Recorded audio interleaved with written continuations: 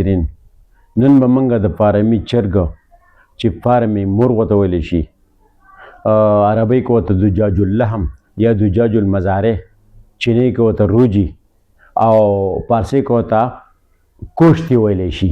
د دې باره کې به بحث کوو. د دې په اولنۍ حصه کې به د دې نقصانات، دویمه حصه کې د دې فواید او درېیمه حصه کې به احتیاطي تدابیرو باره کې بحث کوو. ډېر ضروري موضوع ده او په تحقیق باندې مبني ده. پښتو یو شعر ده واورئ، وایي ډېر خفه یم د تا نه زما ژونده، او اوس خبر زما وتېرېده خونده. نو ملګرو دا تحقیق واورئ چې د خبره د خونده چا ایستلې ده.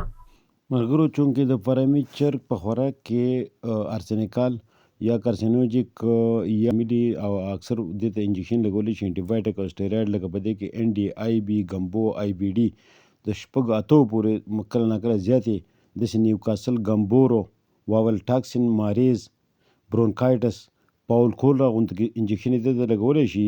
نو دغه د انسان امیونټي پاور ختموي او د هغې د لاسه چې امیونټي پاور ختم شي او انټي باډي ته سړي کار نه کوي، نو د هغې د لاسه شوګر، کولیسټرال، د زړه مرض او د سینې مرض، د معدې امراض او سخت دستونه او د ګېډې خرابتیا او خارش غوندې مرضونه په انسان باندې راځي. نو د دې وجې نه ډېر په اسانه د سړی بچ کېدی شي چې صرف دال، سبزیانې وغیره موږ شروع کړو او د دې سپین چرګ نه ځان وساتو. نو د دې په اوږده تفصیلي بیان غواړئ نو یوټیوب باندې موجود دی.